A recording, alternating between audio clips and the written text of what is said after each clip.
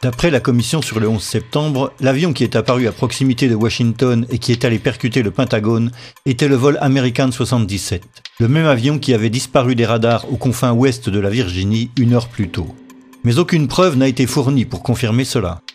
Comme nous l'avons vu, le numéro de série de l'enregistreur des données de vol qui aurait pu identifier l'appareil n'a jamais été publié.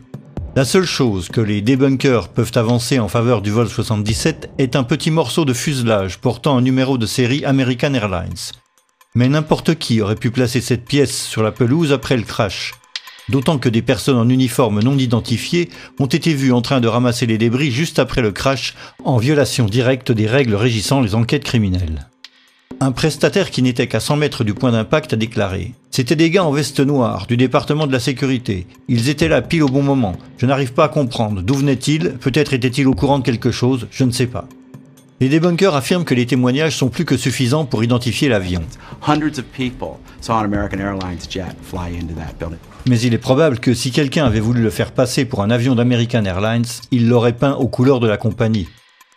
La plupart des témoins se souviennent d'un grand avion de ligne, mais d'autres ont décrit un avion plus petit comme un avion d'affaires.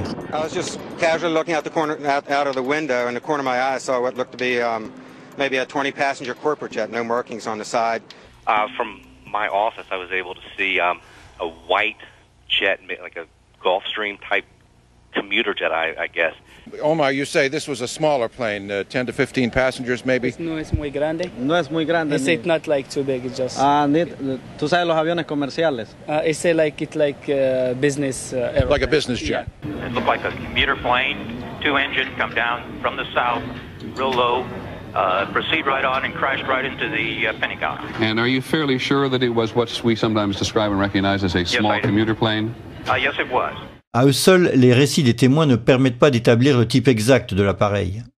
L'avion ayant arraché 5 lampadaires avant d'aller frapper le Pentagone, les débunkers font remarquer que la distance entre les lampadaires ne peut correspondre qu'à un appareil de grande envergure. Ce qu'on peut voir justement, c'est que l'avion en arrivant a tombé 5 pylônes qui étaient sur sa trajectoire, et ces pylônes étaient espacés de 25 mètres. Troviamo alcuni lampioni abbattuti, 5 lampioni. Tutti insieme fanno una fascia larga 26 metri. Facciamo finta di ipotizzare che non sappiamo che si tratti di un aereo. Sappiamo che c'è qualche cosa largo 26 metri che è passato di lì. Le couloir entre les lampadaires fait 26 mètres de large. L'envergure d'un 757 est de 38 mètres. Mais tout avion d'au moins 26 mètres d'envergure aurait pu faire l'affaire. Pas besoin d'un 757.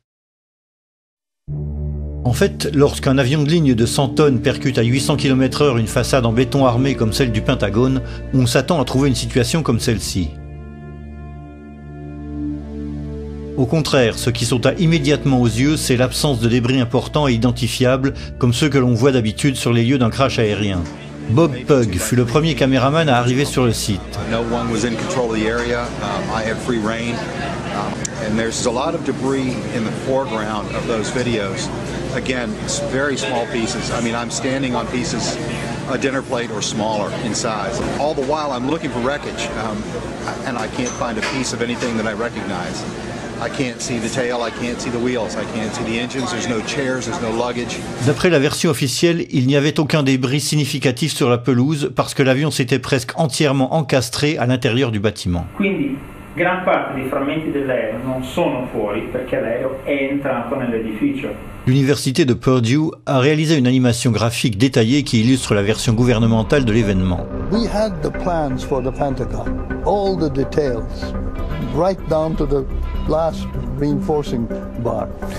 The speed of the airplane and the direction from which came was given to us by the Transport Safety Institute. D'après la version officielle, l'avion s'est approché au ras du sol, arrachant 5 lampadaires situés au carrefour tout proche.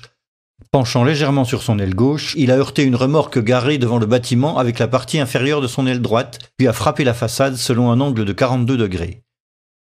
L'avion a presque entièrement pénétré dans le bâtiment en diagonale, détruisant tout sur son passage à mesure qu'il était lui-même mis en pièces.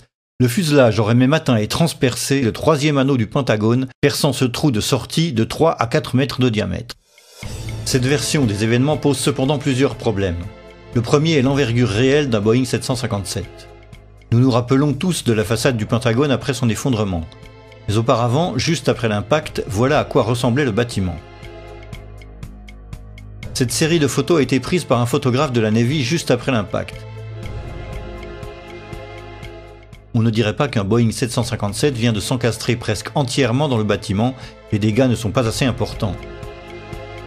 Un expert en informatique a reconstitué la façade à partir des meilleures images et a produit cette image composite qui est devenue la référence universelle pour quiconque s'intéresse au débat. Ce photomontage montre une ouverture pratiquement continue au niveau du sol d'environ 30 mètres de large. Les dégâts s'étendent au premier étage avec un trou de pénétration d'environ 5 mètres. Les débunkers continuent de dire que c'est suffisant pour que presque tout l'avion pénètre dans le bâtiment. Effectivement, on peut se demander où est-il passé. Et puis, si on prend des photos qui ont été prises à des instants différents et qui justement, par un assemblage, ont permis de montrer les dégâts qui étaient réellement visibles sur la façade, et là on voit clairement que tout le rez-de-chaussée a été anéanti sur une longueur de 30 mètres. Et puis au milieu, bien sûr, vous avez le trou de la carlingue. That gash in the E-ring was about 90 feet across. The wingspan of the plane was about 124 and change. That punched the hole into the building. Il est vrai que l'envergure d'un 757 est de 38 mètres. Mais les débunkers oublient l'angle de 42 degrés, ce qui projette sur la façade une envergure de presque 50 mètres, proche du double de l'entaille constatée. Comme le montre cette animation, l'aile gauche aurait dû aussi détruire les deux fenêtres à gauche de l'entaille. Mais toute la partie gauche de la brèche ne semble pas avoir été frappée par une aile se déplaçant à 800 km/h. Les encadrements des fenêtres en bois sont toujours en place et leurs vitres semblent avoir été brisées par l'explosion consécutive et non par l'impact. Le revêtement de la façade s'est détaché, mais les briques derrière semblent pratiquement intactes. Selon le même angle de projection, l'aile droite aurait dû percuter la façade jusqu'à cette colonne du premier étage. En fait, il y a une entaille en diagonale au premier étage qui pourrait résulter de l'impact de l'aile. Mais cela place une grande partie de l'aile au-dessus de la dalle du premier étage, ce qui signifie que l'aile ne se serait tout simplement pas encastrée dans la façade. Mais alors, où est-elle passée ? Voici le scénario de Popular Mechanics concernant les ailes. The wings did not fully penetrate the facade. In fact, the wings had already been partially sheared off by the time the plane even hit the building. The fuselage mainly made the hole that existed. Conspiracy theorists want to know why it wasn't the width of the full wingspan of the plane, and actually just the simple reason was that the wings came off. Mais où sont-elles passées ? Popular Mechanics ne le dit pas. Un problème similaire se pose pour les stabilisateurs horizontaux de 15 mètres d'envergure. Comme ils sont installés à 1 mètre plus haut que les ailes, ils auraient dû frapper la façade approximativement ici et ici. Mais il n'y a aucune trace visible de leur impact sur la façade, ni aucune pièce de stabilisateur reconnaissable sur la pelouse. Même problème pour la dérive verticale, 8 mètres plus haut que le fuselage. Au moment de l'impact, la queue aurait dû heurter les fenêtres du 3e étage. Au lieu de cela, l'animation de l'université de Purdue montre que la queue rentre entièrement dans le bâtiment comme dans du beurre. Pourtant, la façade située au-dessus du trou de pénétration ne présente aucun dommage significatif et les vitres et les fenêtres alentours ne sont même pas brisées. Pour le stabilisateur et la dérive, Popular Mechanics n'offre que cette explication générale. A plane flying 500 miles an hour, hitting a concrete wall that is extremely reinforced. There's not going to be much left of it. You're not going to see it sitting on the lawn of the Pentagon in 1 or 2 or 3 pieces. Mais il y a un problème. Si les ailes et la queue se sont désintégrées contre la façade, comment le fuselage a-t-il pu transpercer entièrement les 3 anneaux ? Le fuselage est de loin la partie la plus fragile d'un avion, puisqu'il s'agit d'un cylindre vide censé transporter des passagers et leurs bagages. L'expert aéronautique Jacques Rolland compare la fragilité du fuselage avec celle des ailes. Jacques Rolland, ancien général de l'armée de l'air, est aujourd'hui le meilleur expert en crash aérien auprès des tribunaux. Il n'est pas du tout évident de comprendre qu'effectivement, dès que vous avez un choc à l'avant, l'ensemble s'enfonce à la vitesse de pénétration en fait. Et le premier point dur se trouve ici. Tant que vous n'arrivez pas là, l'avion, c'est du papier. Question. Comment le fuselage, qui est la partie la plus fragile de l'avion, a-t-il pu pénétrer entièrement dans le bâtiment, tandis qu'une partie des ailes et de la queue, pourtant plus solides, sont restées dehors et ont été réduites en miettes ? La disparition pure et simple des moteurs est encore plus mystérieuse. Le 757, qui est censé avoir percuté le Pentagone, était équipé de 2 turboréacteurs Rolls-Royce RB211, chacun fait 2 mètres de diamètre et pèse 3 tonnes. Leur partie centrale est faite de matériaux si solides et si résistants qu'elle est considérée comme pratiquement indestructible.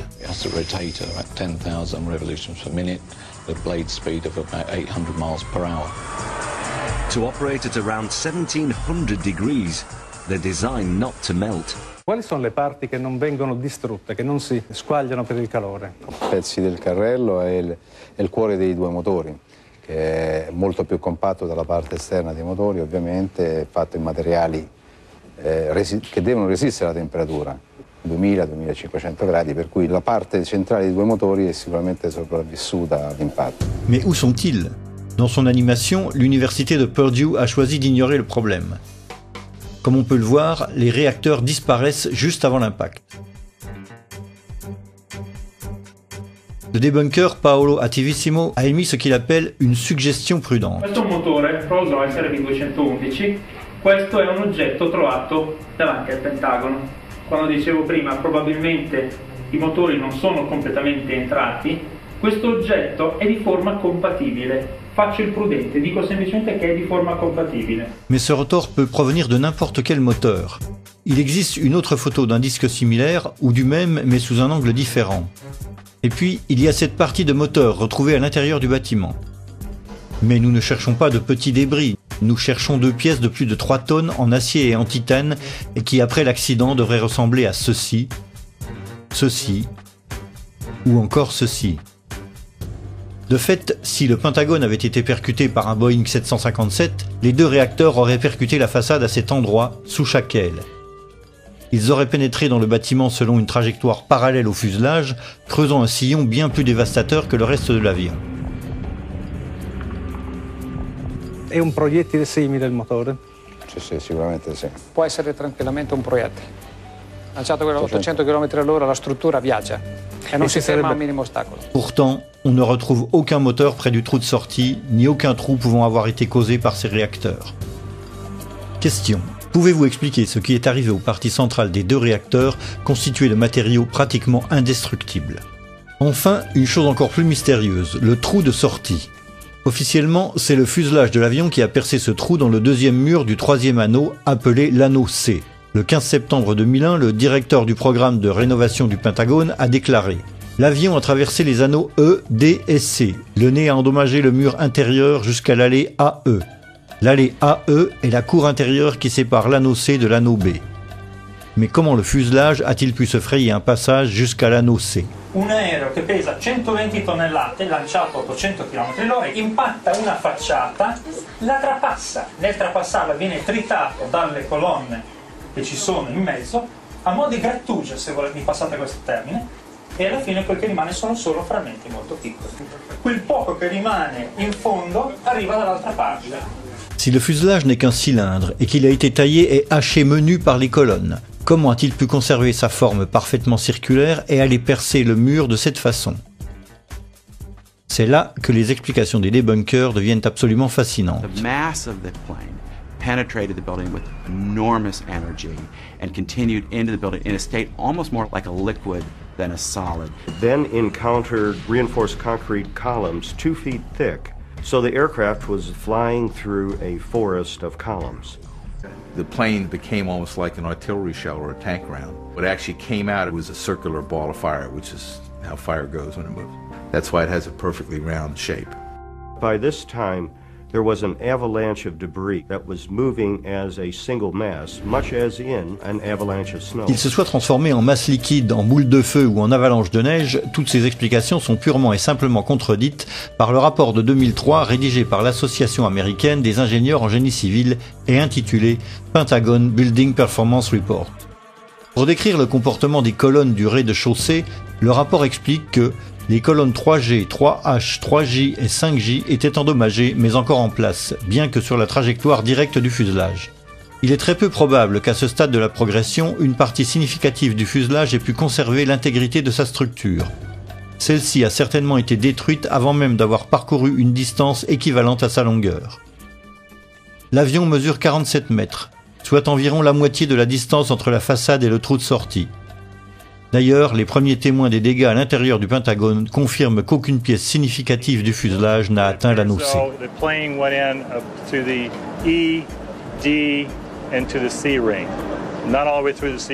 Question. Étant donné que, d'après le Pentagon Building Performance Report, l'appareil a certainement été détruit avant d'avoir parcouru une distance équivalente à sa longueur, est que il est hautement improbable qu'une portion significative du fuselage ait conservé son intégrité structurelle, pouvez-vous, après cela, expliquer ce qui a causé le trou de sortie presque parfaitement circulaire dans le mur extérieur de l'anneau C? Une brèche au rez-de-chaussée dont la taille correspond à un peu plus de la moitié de l'envergure d'un 757. Le bout de l'aile gauche et la majeure partie de l'aile droite qui ont disparu sans explication valable. Les stabilisateurs horizontaux et l'empennage vertical qui ont eux aussi disparu sans explication. Un fuselage qui s'est comporté davantage comme une tête de missile que comme un cylindre vide en aluminium. Aucune trace du cœur des deux réacteurs et un trou de sortie dans l'anneau C que rien ne peut rationnellement expliquer. Au vu de tous ces éléments, la conclusion qui s'impose est que les dégâts observés au Pentagone ne sont pas compatibles avec ceux d'un Boeing 757 et doivent avoir été causés par autre chose. Le mystère de ce qui a percuté le Pentagone aurait pu être facilement levé si le FBI avait publié les vidéos des dizaines de caméras de surveillance placées autour de la zone d'impact. Yeah, there were a lot of cameras around the Pentagon. If you look at the Pentagon, you can see that there's cameras on each corner. There's cameras at some of the businesses around the Pentagon. And we know in those cases, the tapes were confiscated immediately by the FBI within hours of the event.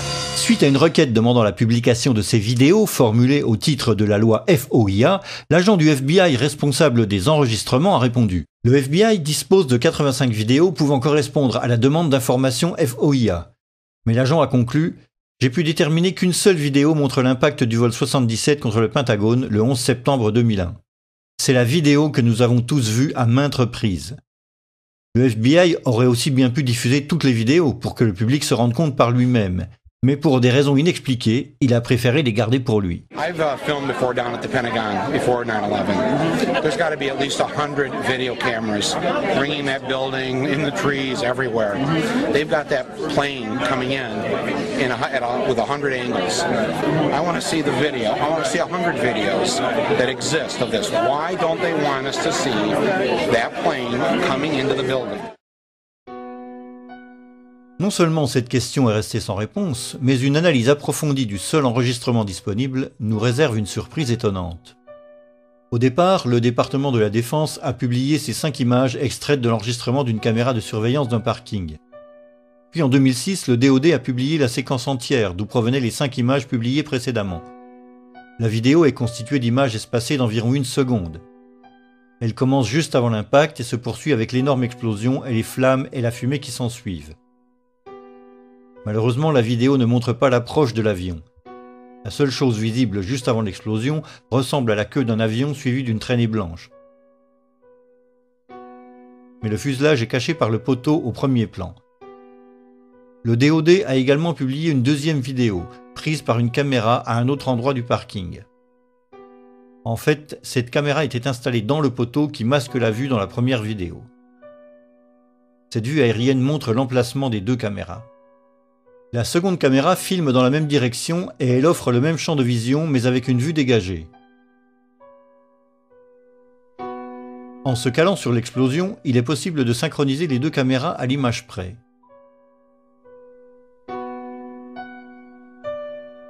Si l'on synchronise les 2 ensembles d'images, on remarque que la seconde vidéo débute plus tôt que la première et que la première dure plus longtemps. Cela nous laisse donc un tronc commun de 100 images, parfaitement synchrones.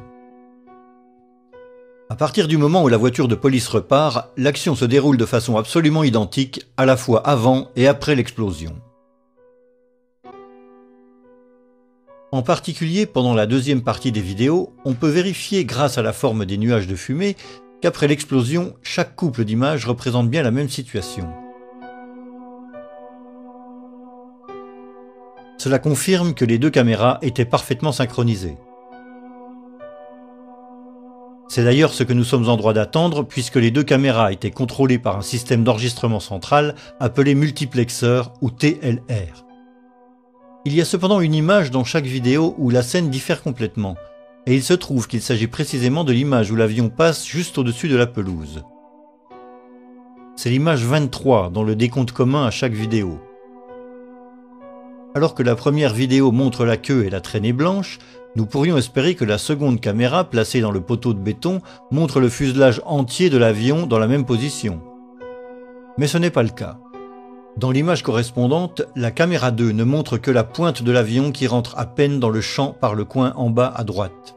Mais alors, comment le nez de l'avion peut-il se retrouver derrière la queue au même instant? Le système de synchronisation ne tolère qu'un trentième de seconde de décalage ou marge d'erreur entre les deux caméras. Étant donné que l'avion parcourt 230 mètres à la seconde, ce décalage maximal entre les deux caméras porte sur 7,50 m tout au plus. Or, la longueur d'un Boeing 757 est de 47 mètres. Même en tenant compte de l'effet de perspective dû à la trajectoire en diagonale, c'est très insuffisant pour expliquer l'écart énorme entre les deux images. D'autant qu'après cette image, les vidéos retrouvent une synchronisation parfaite jusqu'à la fin de la séquence. Pourquoi ces images vitales, et seulement celles-ci, diffèrent-elles autant d'une caméra à l'autre? Cette question a laissé perplexes les chercheurs et les experts en informatique. Le même chercheur qui avait réalisé le fameux photomontage de la façade du Pentagone a également conduit une analyse technique approfondie des deux enregistrements publiés par le DoD. Après avoir confirmé que les deux caméras étaient bien synchronisées par le même système de multiplexage, cet expert a compilé une table de comparaison des contenus image par image. Comme vous pouvez le constater, l'image 23 est la seule à présenter des différences flagrantes d'une caméra à l'autre. L'expert a analysé chacune des deux images avec des outils informatiques sophistiqués et a obtenu des résultats plutôt surprenants. Par une série de soustractions booléennes des deux images, il a découvert qu'une petite partie des images était identique. Ce qui est identifié comme le nez de l'avion pris par la caméra 2 est aussi présent dans la traînée blanche prise par la caméra 1. En fait, c'est comme si quelqu'un avait retouché cette partie de l'image par un copier-coller afin de recouvrir l'avion et avait gardé la traînée de fumée pour la faire ressembler au nez de l'avion qui entre tout juste dans le champ de l'image. Question. Étant donné que le décalage maximum de synchronisation entre les deux caméras se traduit tout au plus par une différence de position de l'avion de 7,5 mètres, pouvez-vous nous expliquer les différences flagrantes constatées entre ces deux images? Faute d'explication valide de ces différences, nous sommes amenés à conclure qu'il y a eu manipulation intentionnelle par Photoshop d'au moins une de ces deux images. Pour résumer la situation au Pentagone, nous avons donc une absence totale d'indices prouvant que le vol qui a percuté le Pentagone était bien le vol 77, un avion fantôme qui a attiré l'attention dans la direction opposée, l'incapacité de la Maison-Blanche à abattre l'avion qui arrivait même si la menace était sérieuse et imminente, une trajectoire d'approche tout à fait illogique pour les pirates, un pirate parfaitement incapable de suivre cette trajectoire, l'absence de pièces d'avion de dimension significative, des dégâts sur un bâtiment clairement incompatible avec un Boeing 757, un enregistrement de l'impact trafiqué, et enfin une réticence évidente du FBI à publier toute autre vidéo qui permettrait d'identifier l'avion.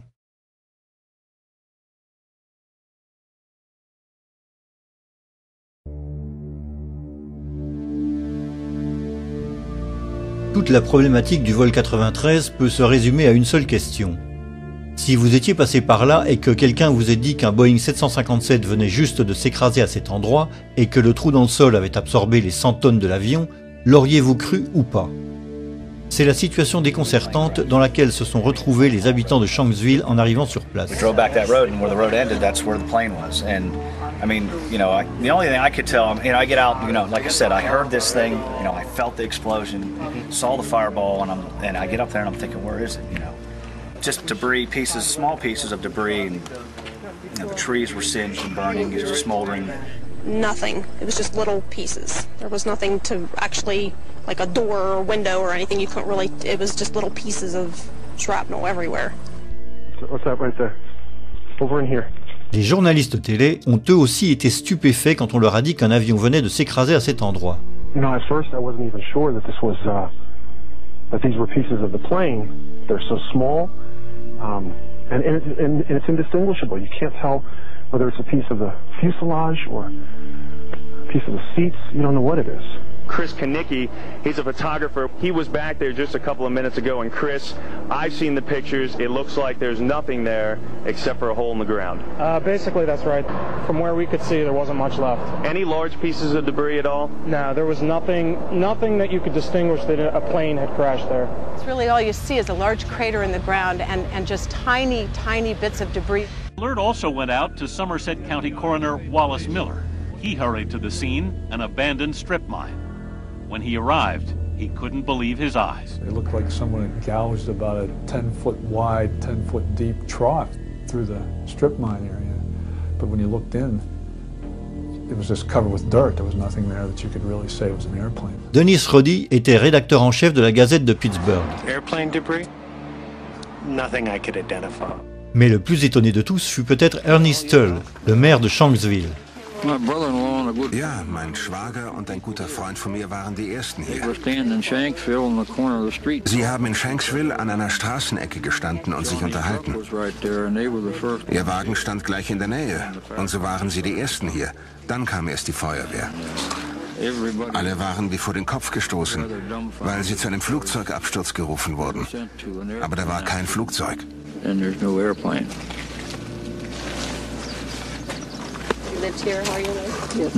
Kein Flugzeug. Sie wurden hier zu der Unfallstelle geschickt und da war kein Flugzeug? Nein, da war nichts. Nur dieses Loch. Das ist es, was Sie sahen. Ich dachte immer, das sei die Absturzstelle. Das ist sie, aber da ist nichts zu sehen. Le FBI affirme que l'avion a été littéralement enseveli dans ce trou. Une grande partie de l'avion et de son contenu ont été retrouvés sous la terre meuble, peut-on lire sur le site du FBI. Les experts ont retrouvé l'enregistreur des données de vol à 3,50 m sous terre et celui des conversations du cockpit à 7,50 m. Les deux enregistreurs de vol étant placés vers la queue de l'appareil, nous sommes donc en droit de conclure que le cockpit et pratiquement tout le fuselage avec les sièges et les corps des passagers et leurs bagages ont eux aussi été ensevelis profondément. Les seuls que cette explication ne dérange pas sont les débunkers. We have this idea that when planes crash, they crack in half and there's this dramatic burned wreckage. That's what happens when planes crash at very low speeds, usually on approach or takeoff from an airport. This plane was flying straight down. It was approaching the speed of sound. It would have if it had gone much farther. And it penetrated into soft ground with incredible velocity. Ma qui la caduta è stata diversa, l'aereo era quasi verticale quando si è schiantato a una velocità altissima, l'aereo si schiaccia quasi nel terreno, produce un cratere piccolo e quello che rimane va a finire quasi tutto nel terreno. Tout d'abord, il est faux de dire que l'avion a percuté le sol presque à la verticale. D'après la trajectoire établie par le NTSB, le Boeing 757 a heurté le sol selon un angle de 45 degrés. Ce fait à lui seul ôte le caractère exceptionnel que les débunkers prêtent à ce crash. Mais même si l'avion était vraiment tombé à la verticale, comment le trou aurait-il pu se refermer sur lui-même avant même l'arrivée des premiers secours? Ce n'est pas de la boue, c'est vraiment un sol ferme, comme dans votre jardin. Lorsqu'un avion s'écrase et creuse un cratère, celui-ci reste ouvert et bien visible lorsqu'on le survole. Voici par exemple le cratère causé par le vol Pan Am 103 qui s'est écrasé en 1988 en Écosse à Lockerbie. Il est vrai que le 747 de Lockerbie est plus grand qu'un 757. Mais c'est vrai aussi que le vol Pan Am s'est disloqué à la suite d'une explosion en plein vol et que seule une partie de l'avion a creusé ce cratère bien visible sur les photos. Comparons à présent la taille du cratère de Lockerbie, où pouvaient tenir plusieurs maisons, avec celle de Shanksville, large de seulement quelques mètres. Voici la taille d'un être humain à côté du cratère de Lockerbie. Et voici la même comparaison à côté du cratère de Shanksville. Ici, des personnes au bord du cratère de Lockerbie, et là, au bord de celui de Shanksville, juste après l'accident. Comparez la taille d'une voiture avec le cratère de Lockerbie, et la taille d'une camionnette avec celui de Shanksville. Ceci est le plus gros morceau du Boeing 747 de la Pan Am retrouvé à Lockerbie. Il s'agit de la moitié de l'avant du fuselage, il y a même une partie du cockpit. Et là, le plus gros débris récupéré à Shanksville. Un morceau de fuselage ne comportant que 2 hublots, sur une photo publiée 5 ans après. Voici l'un des moteurs du Boeing 747 du vol Pan Am 103, qui s'est écrasé près de Lockerbie. Et là, d'après les autorités, un moteur de Boeing 757 du vol UA-93, tel qu'il a été récupéré au fond du cratère de Shanksville. Voici des photos de crash d'avion. La queue est presque toujours intacte, ce qui n'est pas étonnant. C'est la dernière partie de l'avion à entrer en collision avec le terrain, une fois que la plus grande partie de l'énergie cinétique s'est dissipée dans le sol. Ceci est la trace que le vol 93 est censé avoir laissée avec son empennage avant de disparaître entièrement.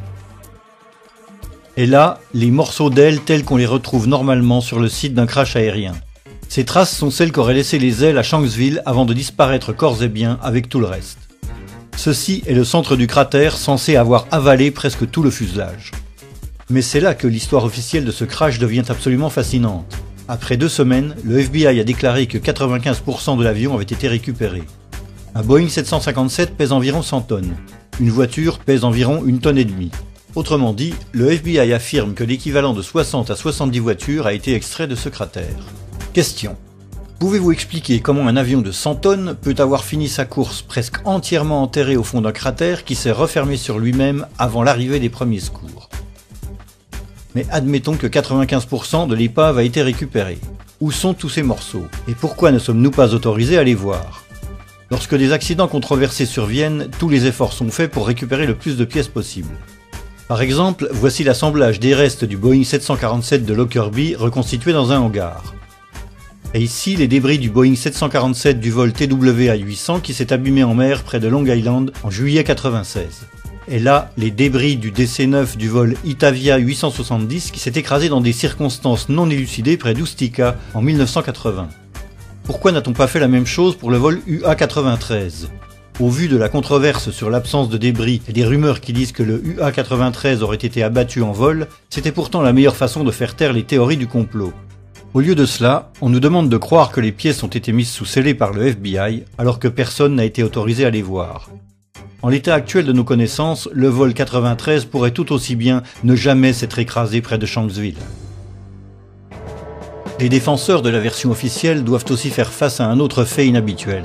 Normalement, lorsqu'un avion s'écrase, il dégage un épais nuage de fumée noire et continue de brûler jusqu'à ce que tout le fuel soit consumé.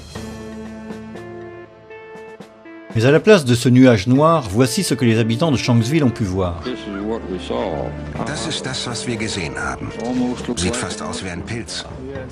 Cela ressemblait à un champignon, a-t-il déclaré. Mais sous le nuage, aucune épaisse fumée noire ne s'est élevée dans le ciel. Et le nuage en forme de champignon est le signe caractéristique de l'explosion d'une bombe.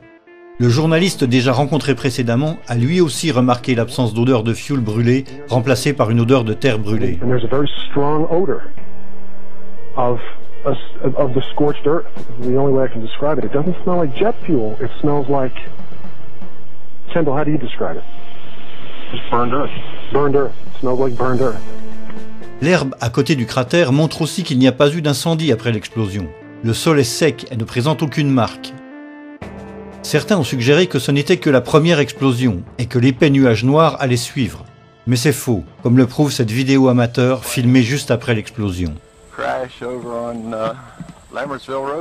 Comme vous pouvez le voir, le premier nuage flotte dans les airs, mais aucune trace de la typique épaisse fumée noire. Si l'on avance dans le temps, la vidéo montre une situation relativement identique. 1 minute plus tard, le nuage est encore là, mais toujours pas d'épaisse fumée noire. Question. Puisque l'avion transportait 30 à 40 000 litres de fuel au moment du crash, pouvez-vous expliquer pourquoi on ne voit aucun épais nuage de fumée noire s'élever dans le ciel après l'explosion? Mais la question la plus problématique pour les défenseurs de la version officielle concerne les débris. En effet, comment expliquer leur dissémination sur des kilomètres carrés, loin du cratère où l'avion est supposé s'être enfoncé en bloc? William Bunch était journaliste à la Gazette de Pittsburgh. Gathered all the information I could and quickly learned that there were a lot of things about the crash of Flight 93 that didn't really add up right away. The fact that debris fell on this lake a couple miles away at the same time that the plane was crashing. Le lac dont parle Monsieur Bunch s'appelle Indian Lake et est situé à plusieurs kilomètres du lieu du crash. D'après les debunkers, il y a une explication à tout cela. Perché quello che le dice di pezzi trovati chissà dove sono arrivati a Indian Lake, che è a 1600 metri di distanza. Sono stati trovati pezzettini di carta che sono volati perché c'è vento. Tout d'abord, il n'est pas vrai qu'il y avait du vent ce jour-là. Comme le montrent les images, ce n'était qu'une petite brise. Et comme nous l'avons vu, le nuage de l'explosion est resté pratiquement au même endroit pendant plus d'1 minute. Ensuite, les objets retrouvés ne sont pas des feuilles de papier. Dans le journal La Tribune de Pittsburgh, on pouvait lire que, dès le lendemain matin mercredi, des débris sont venus s'échouer sur les rives du lac à la marina. Monsieur Fliegel dit même avoir reconnu un morceau d'os d'une côte parmi des morceaux de siège, des pièces en plastique fondu et des chèques. En tout cas, le problème ne se limite pas à Indian Lake qui est à 3 km du cratère. On a retrouvé des débris jusqu'à 13 km du lieu du crash près de New Baltimore. Voici la carte de la zone des débris publiée par la Tribune de Pittsburgh. CNN a aussi mentionné cette zone secondaire où des débris appartenant bien à l'UA-93 ont été retrouvés. Well, Darren, in the last hour or so, the FBI and the state police here have confirmed that they have cordoned off a second area about 6 to 8 miles away from the crater here where this plane went down. This is apparently another debris site, which raises a number of questions. Why would debris from the plane, and they identified it specifically as being from this plane, why would debris be located 6 miles away? Could it have blown that far away? Seems highly unlikely. And as to whether it broke up on the way, we don't know that. FBI is being very tight-lipped about that. But again, it leads to that possibility. It certainly leads to a number of questions. Question. Puisque l'avion est supposé avoir heurté le sol d'un seul bloc, pouvez-vous expliquer comment des débris ont pu être retrouvés jusqu'à 13 km du cratère alors qu'il n'y avait qu'une légère brise ce jour-là? L'étendue du champ de débris n'est pas le seul élément indiquant que l'avion a été abattu. D'autres indices confirment cette hypothèse. Standing there watching on TV and the lights flickered in the building. About that time we heard the engines roar and we took off out of the building. As we were coming out from the office out through the building, the ground shook and we heard big boom. Looked over and saw the big ball fire. Fliegel a déclaré à d'autres personnes que la lumière avait vacillé. I was in Atlanta and I was sitting there talking to another guy and I was explaining to him about whenever we were standing in the office and the lights flickered and everything. And as soon as he heard me say that, he immediately stopped me and he said, well, I'm retired from the Air Force. He said, that plane was shot down. And I said, why? And he said, because whenever the lights flickered, they zapped the radar frequency on everything before they shoot. Le maire d'Indian Lake se souvient lui aussi d'une coupure de courant juste avant le crash. Our power had gone off and then we felt a tremor. It sounded like a missile came across our house. I mean, they were going that fast. Le maire de Shanksville, Ernie Stull, a fait une déclaration intéressante. Je connais 2 personnes, je ne dirai pas leur nom, qui ont entendu un missile, a-t-il dit. Ces 2 personnes vivent près du lieu du crash. L'un d'eux a fait le Vietnam et dit qu'il connaît le son d'un missile. Et ce jour-là, il en a entendu un. Mais qui pourrait avoir abattu cet avion? À ce jour, aucun témoin n'a vu des avions de chasse dans la zone du vol 93 au moment du crash. Pourtant, certains témoins ont vu un petit avion blanc non identifié passer au-dessus de la zone de crash juste avant la catastrophe. I was just driving along here. It was a beautiful day. Had my window open, had the stereo on, and when I got up here almost to the stop sign, this small white plane, at the time that's what I thought it was, went over top of me. It was so smooth and it just glided right over me just like that. And then I ducked, and when I looked up again, then it just banked to the right and went over and went down behind those trees. Something caught my eye, and here was a white plane, and it was coming from the crash site area.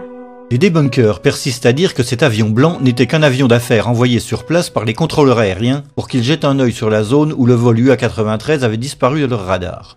There was in fact a little white jet that was seen in the area after Flight 93 crashed. A number of witnesses saw it. It was a little Dassault Falcon corporate jet that was flying to a nearby airport. And what happened is once air traffic control knew they had lost Flight 93, they asked the nearest aircraft to go over the area and actually radio back exact coordinates for the crash site. No. Mais Susan McIlvaine se souvient avoir vu cet avion avant et non après le crash. About 11:30 that night, the FBI came, wanted to talk to me. They kept asking me how big the plane was. I said the plane, it was small, wasn't much bigger than my van that I saw, and that it went over top of me. And I said, you want to make sure maybe it was ours and not somebody else's. And then that's when he did seem to get a little nicer. Told me that it was a white Learjet. Someone was taking pictures. I said, before the crash? And he says, well, we gotta go. John Fliegel a lui aussi vu cet avion. Il est arrivé sur place à peine 1 minute après le crash. L'avion d'affaires envoyé par les contrôleurs aériens n'avait donc pas eu le temps matériel de venir survoler la zone, puisque le mystérieux avion s'éloignait déjà et disparaissait dans le ciel bleu. We got there, like I said, probably within 45 seconds or a minute of impact. We were there. We were there before any firemen, any paramedics, or anybody. We were on site. When we got there was a plane flying up above, and he was smart. He flew straight for the sun, so you couldn't look at it and see exactly what type of plane or if it was a fighter or what it was. But we caught a glimpse of it, and as he was swinging, he was basically traveling in the same direction as the plane. Si l'avion a été abattu, se pose alors une question de taille. Que penser du geste héroïque des passagers qui ont, du moins officiellement, forcé l'avion à s'écraser pour sauver les vies de leurs concitoyens? En vérité, ce geste héroïque des passagers a été réfuté par la commission du 11 septembre elle-même. Ce sont les pirates et non les passagers qui auraient délibérément choisi de faire s'écraser l'appareil à Shanksville. Jamais les passagers ne sont parvenus à pénétrer dans le cockpit. Dans le rapport final, nous pouvons lire « À 9h57, les passagers donnèrent l'assaut. Mais d'après la commission, les passagers furent incapables de pénétrer dans le cockpit pendant plus de 5 minutes. » Au bout d'un moment, alors que l'assaut continuait, Jarrah a demandé « Alors ça y est, on en finit ?» Un pirate a répondu « Non, pas encore. Quand ils entreront, on en finira. » Il faut préciser que ce dialogue est censé provenir de l'enregistreur de conversation du vol 93. Mais le véritable enregistrement, comme nous l'avons déjà mentionné, n'a jamais été rendu public. À 10h02, un pirate aurait crié « Mets-le en piqué, mets-le en piqué !» Les pirates sont restés aux commandes, mais ils ont dû comprendre que les passagers étaient sur le point de les maîtriser. L'appareil a piqué du nez, le manche a poussé violemment à droite, l'avion est passé sur le dos et l'un des pirates a crié « Allah est grand, Allah est grand !» Dans le tumulte de l'assaut des passagers, l'appareil a plongé et est allé s'écraser à plus de 900 km/h dans un champ de Shanksville, en Pennsylvanie, à environ 20 minutes de vol de Washington, D.C. La commission a conclu que l'objectif de Jarrah était de faire s'écraser l'avion sur l'un des symboles de la République américaine, le Capitole ou la Maison-Blanche. Question. Puisqu'il ne se trouvait qu'à 20 minutes de Washington et que pendant presque 6 minutes les passagers n'ont pas réussi à entrer dans le cockpit, pourquoi les pirates n'ont-ils pas poursuivi leur route vers le Capitole? Et même s'ils ont pressenti qu'ils n'arriveraient pas à Washington, pourquoi n'ont-ils pas essayé de frapper une petite ville des alentours? Pourquoi avoir fait s'écraser l'avion dans un champ désert alors qu'ils savaient qu'en faisant ainsi, ils ne feraient pas d'autres victimes qu'eux-mêmes et les passagers? La version des faits sans doute la moins farfelue nous est proposée par Vernon Groves, un écrivain et ancien enquêteur du NTSB. The role the government plays in times of stress, how they view the public. Can the public stand the truth? Or shouldn't we need a legend at this point. We need a really neat story of reacting against such a dastardly act as was happening. So it's really nice and convenient to think of the Beamer story, let's roll. And that becomes just like the Alamo. And it's just one of those legends. And I think there'll be a lot of pressure to let the legend stay where it is. En résumé, pour le vol 93, nous avons l'absence totale de preuves de l'embarquement des terroristes à bord, ainsi que de leur présence dans le cockpit. Un soi-disant pirate parfaitement incapable de piloter ce Boeing 757 de la façon observée, un faux détournement qui a détourné l'attention du vrai, l'absence totale de preuves que le vol 93 s'est réellement écrasé dans un champ près de Shanksville, un vaste champ de débris qui contredit la version officielle du crash et suggère plutôt que l'avion a explosé en vol, un petit avion d'affaires blanc qui s'éloigne du lieu du crash juste après celui-ci, sans oublier les passagers qui ont appelé depuis leur portable et qui ne pouvaient pas être dans l'avion au moment de ces appels. Tout cela nous oblige à envisager l'hypothèse d'une révolte fictive, une mise en scène destinée à créer un mythe, une légende.